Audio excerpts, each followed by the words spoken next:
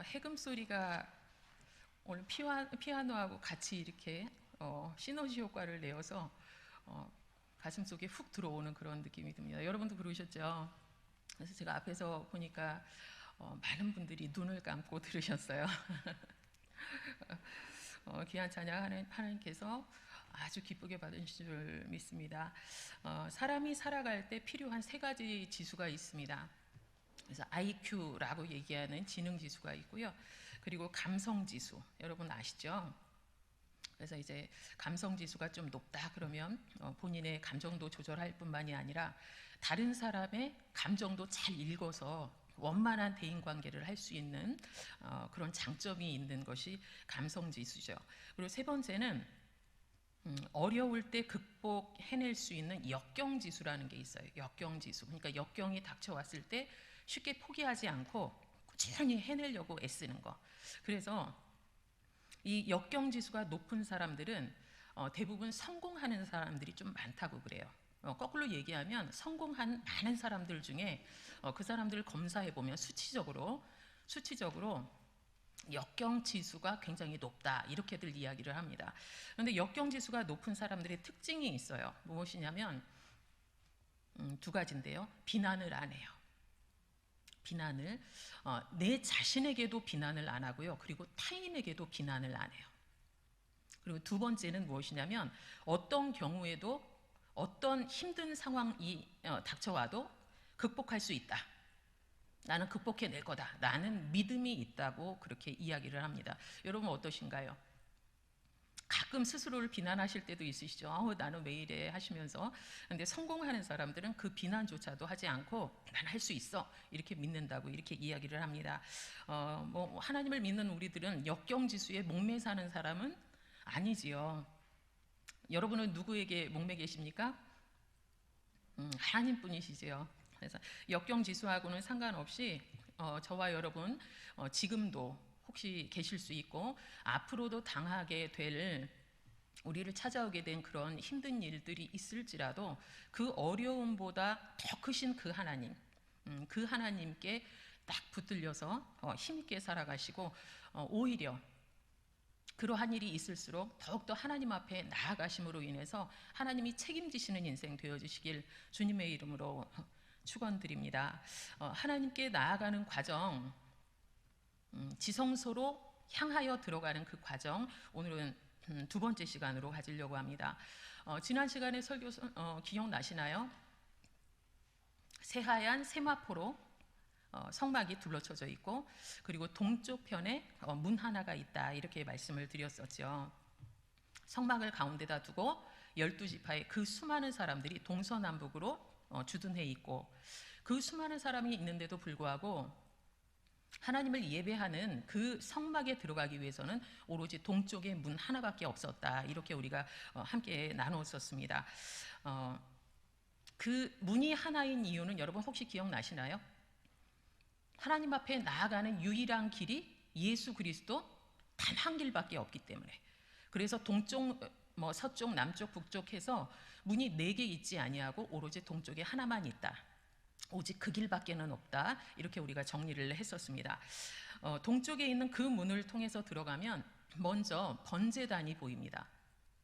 그리고 조금 더 들어가면 물두멍이 나옵니다.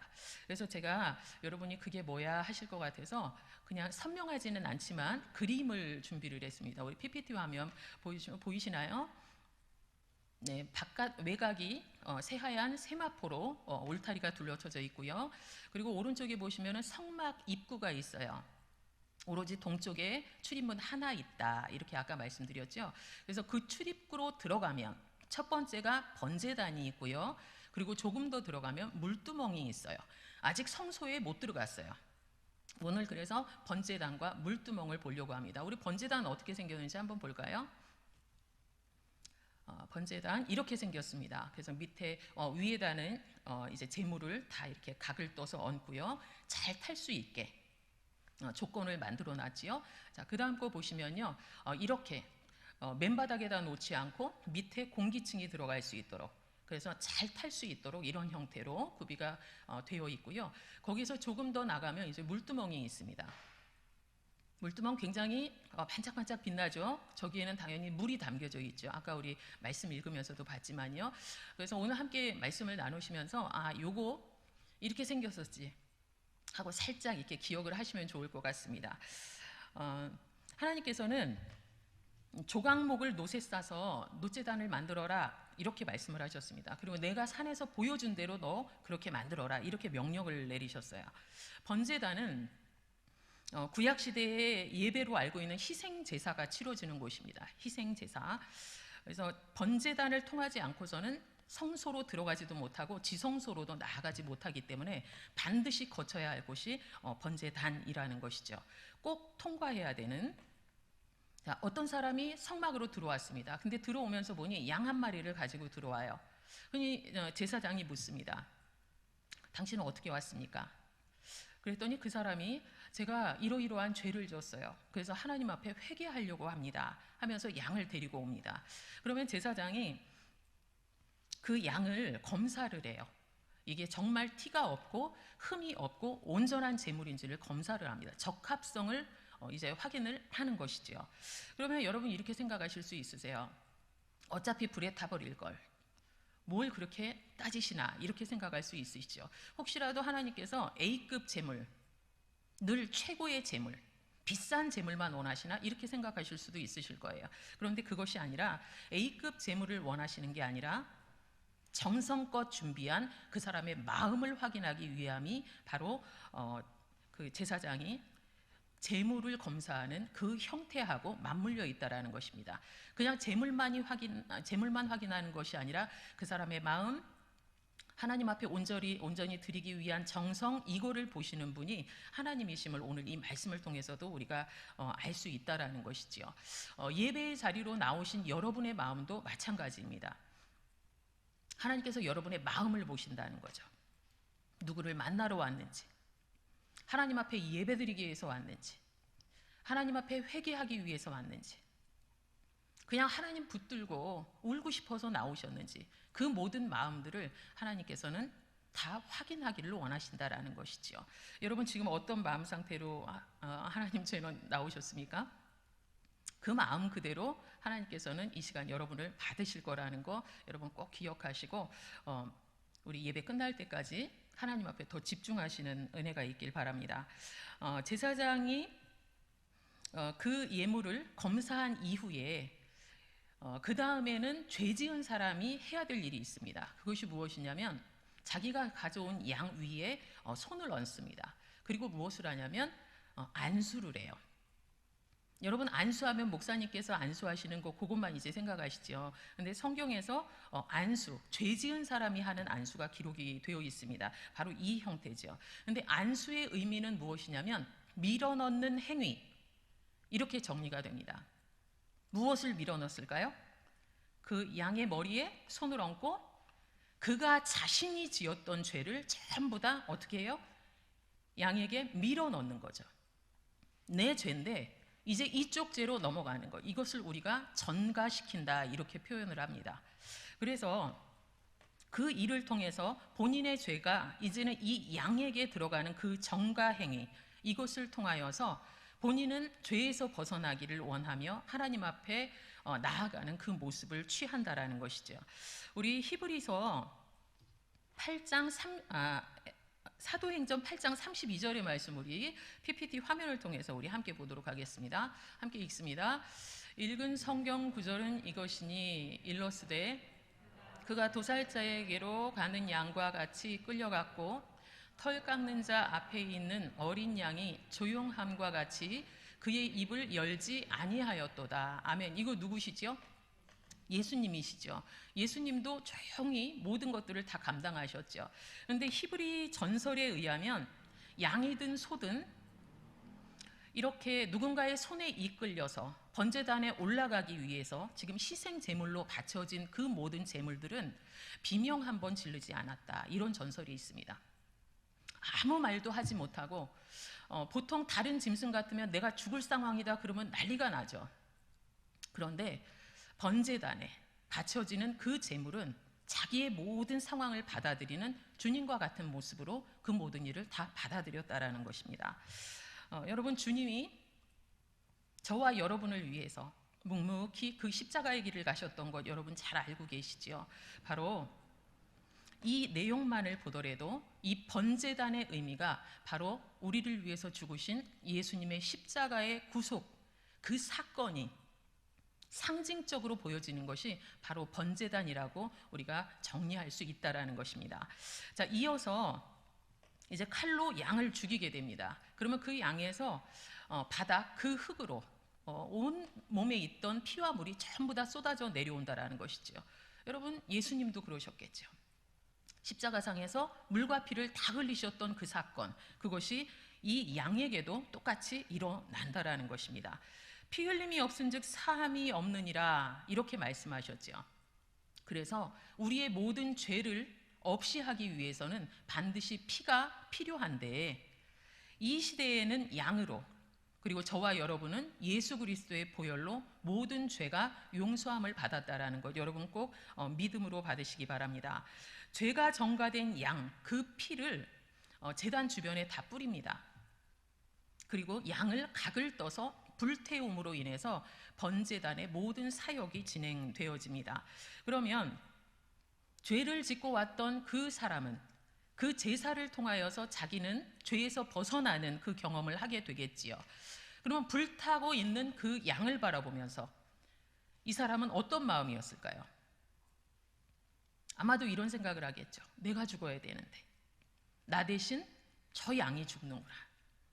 저 양이 죽음으로 인해서 나는 죄사함을 받았구나. 이것이 안도감이 느껴지면서 반면에는 하나님 앞에 감사하는 감격의 시간이 되어진다라는 것입니다. 여러분도 어떠신가요? 여러분으로 인해서, 그리고 저로 인해서 예수님께서 십자가 고난을 당하신 그 사건을 여러분 생각해 보실 때에 안도도 되시면서 감격도 되시고 죄송한 마음도 드시고 그러시지요.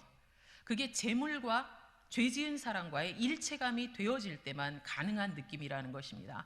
여러분, 주님의 십자가를 생각하실 때 이 감격 끊임없이 지속되어지는 은혜가 있길 주님의 이름으로 권면드립니다.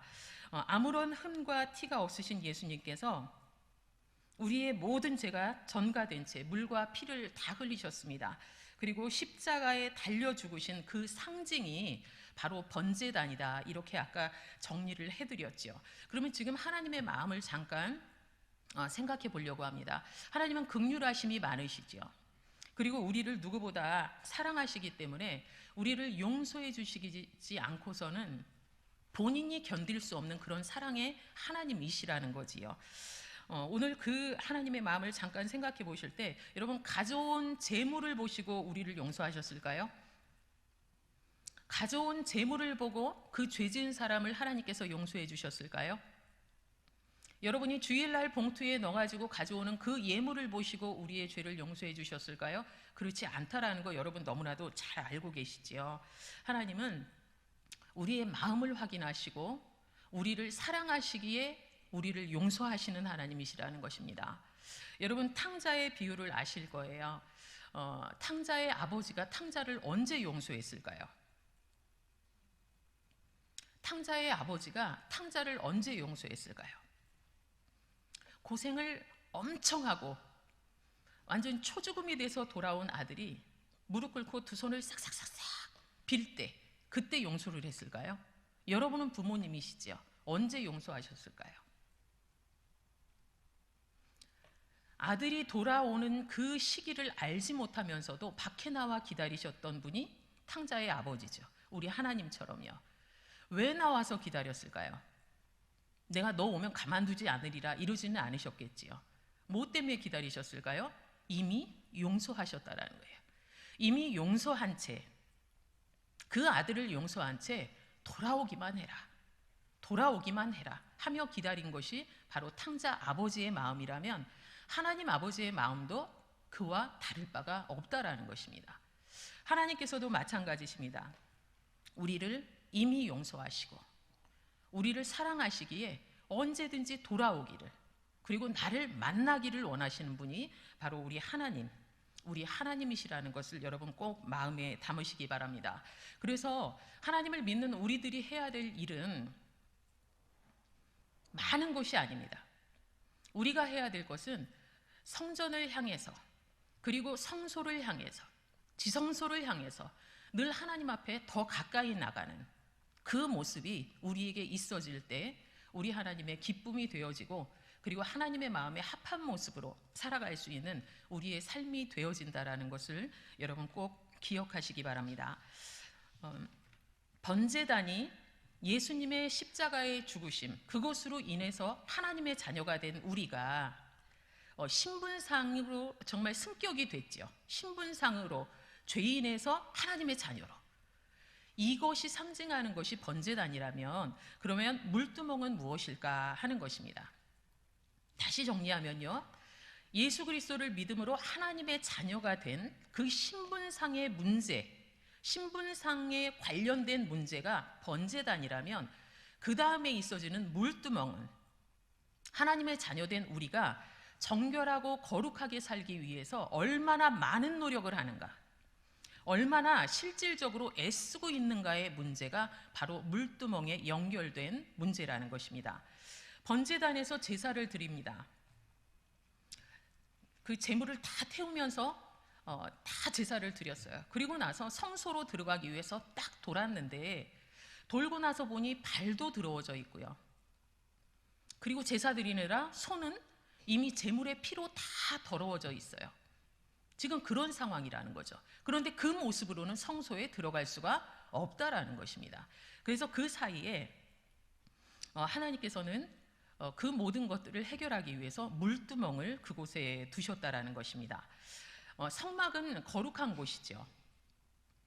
성막은 거룩한 곳이고요. 그리고 그 안에서 행해지는 모든 일들도 다 거룩한 일들입니다. 그래서 번제단도 거룩한 곳이고요. 그리고 물두멍도 거룩한 하나님의 사역이 펼쳐지는 곳이라는 거예요.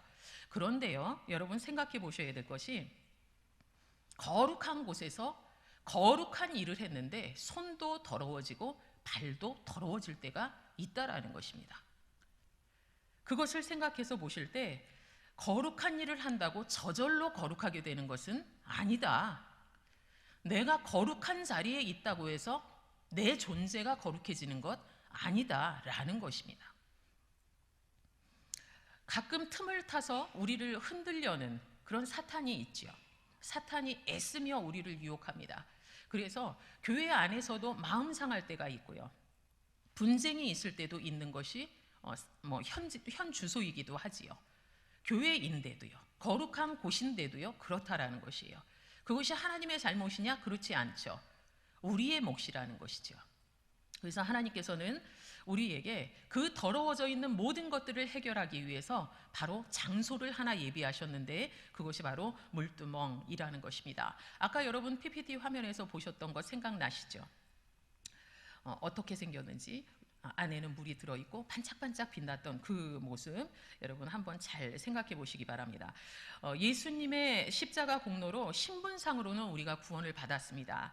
그런데 이 세상을 살다 보니 삶 속에서 반복되는 죄를 계속 지어요. 그리고 안 하겠다고 결단하는데 또 지어요. 계속 반복되어집니다. 그럴 때 각자의 삶 속에 있는 그 죄악의 문제를 해결하기 위해서 하나님께서 물두멍을 꼭 거쳐라, 이렇게 명령을 내리십니다. 그래서 여러분이 생각하셔야 될 것은, 번제단, 즉 예수 그리스도를 믿는다고 하여서 다 해결되어지는 것이 아니라, 예수 그리스도를 믿는 그 믿음, 번제단을 통과한 모든 사람들은 그 다음에 반드시 어디를 통과해야 된다? 물두멍을 통과해야 된다라는 것이 하나님께서 우리에게 말씀하고 계시는 핵심이라는 것입니다. 번제단을 통과한 사람만이, 그리고 예수 그리스도의 보혈을 의지해서 모든 죄가 깨끗이 정하게 씻어진 자만이 물두멍을 사용할 자격이 되어진다라고 정리하시면 되겠습니다. 예수님께서 제자들의 발을 씻겨주셨습니다. 발을 씻겨주시면서 이렇게 말씀하셨어요.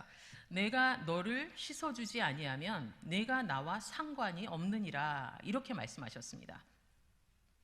구원으로만 끝나는 것이 아니라 깨끗하고 그리고 거룩하게 성화의 삶을 살아가는 것조차도 예수님께서 친히 개입하시겠다고 말씀하시는 것이지요.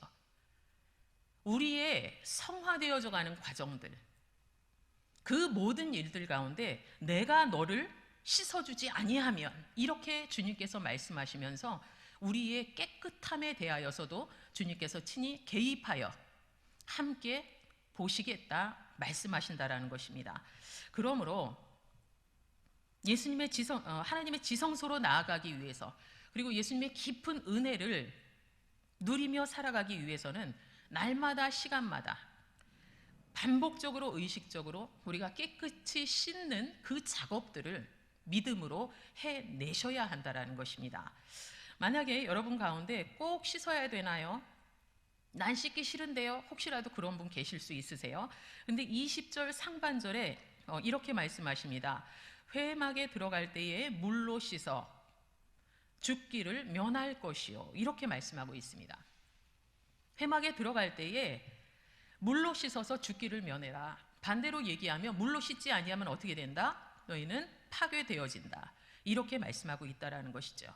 말로만 예수 그리스도의 사랑과 예수 그리스도의 십자가의 공로로 나는 새로워졌으니, 의로워졌으니, 거룩하게 되었으니 앞으로 좀 열심히 살아보겠습니다, 이렇게 말로만 하는 것이 아니고, 결단만 여러 번 반복하여 내리는 것이 아니고, 실제적인 삶에서 우리가 그렇게 살아가지 아니하면 하나님께서 그것을 결코 용납하지 아니하시겠다.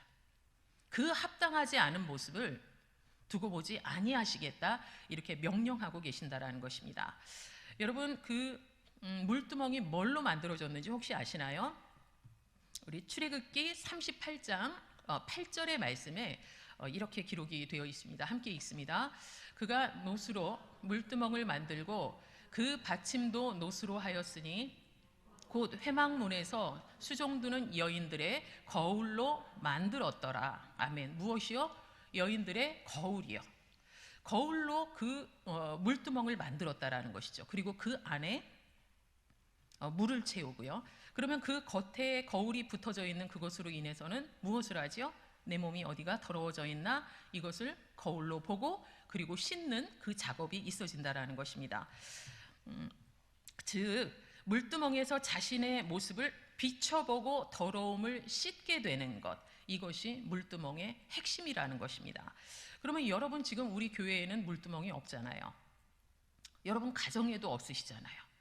그러면 신약 시대를 살아가는 우리에게 있어서 물두멍의 역할, 우리의 모습을 비춰보고 그리고 정하지 않고 더러워진 모든 부분들을 씻을 수 있게 만드는 그 물두멍의 역할을 하는 것이 무엇일까? 여러분 딱 떠오르시죠? 말씀이라는 것입니다. 하나님의 말씀.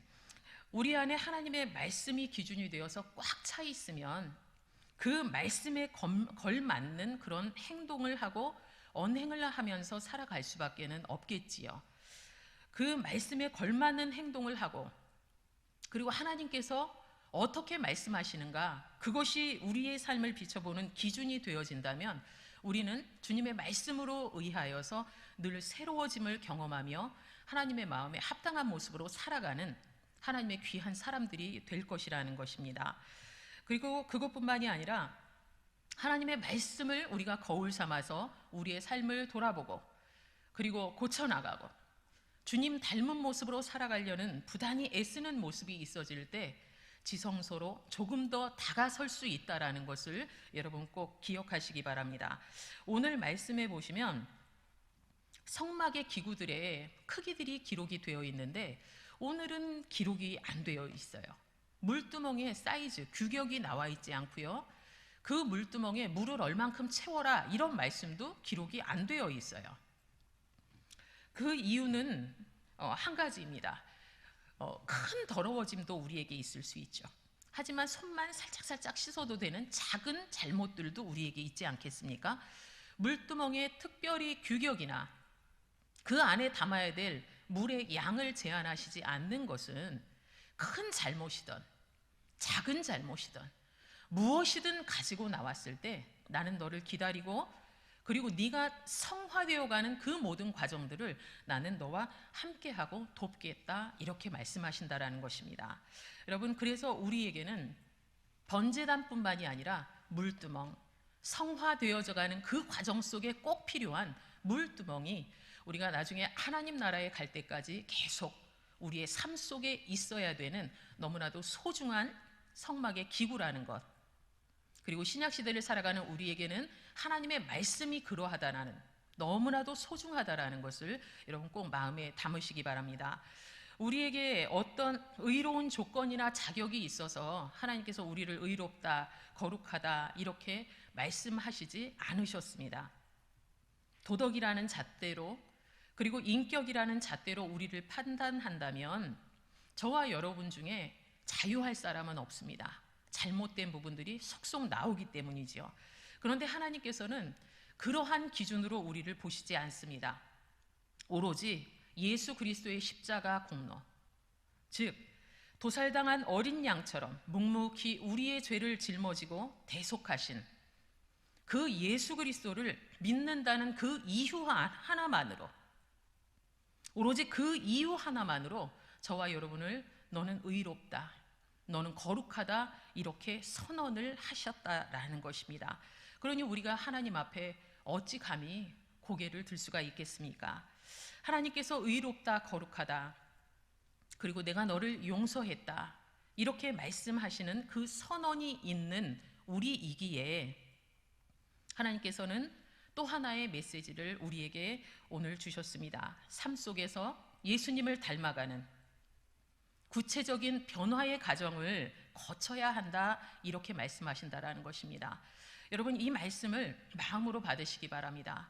삶 속에서 온전한 사람이 어디에 있겠습니까? 그래서 하나님께서 이 시간에 삶의 자리 속에서 예수를 닮아가는 그런 변화의 과정을 거쳐라. 거울을 바라보며 내 얼굴에 티가 묻은 것을 띄어내는 것처럼 예수 그리스도를 바라보며, 그리고 하나님의 말씀을 대면하며 우리에게서 지워져야 될 것들 지우고 씻어야 할 것들을 씻으며 살기를 원하시는 그 마음을 담아서 오늘 우리에게 말씀을 주고 계십니다. 그런데 그것이 선택이 아니라 바로 하나님의 뜻이고 하나님의 명령이라는 것입니다. 우리 사랑하는 성도님들, 하나님의 임재 앞으로 나아가기 위해서, 그리고 지성소로 들어가기 위해서 시마다 때마다 말씀이라는 물두멍에서 늘 자신을 비춰보시고, 그러므로 인해서 이전보다 더욱더 정결함으로, 이전보다 더욱더 거룩하고 의로움으로 이 땅에서의 삶을 기쁨 가운데 살아갈 수 있는 우리 선돌교회 모든 성도님들이 되시길 주님의 이름으로 축원드립니다. 기도하겠습니다.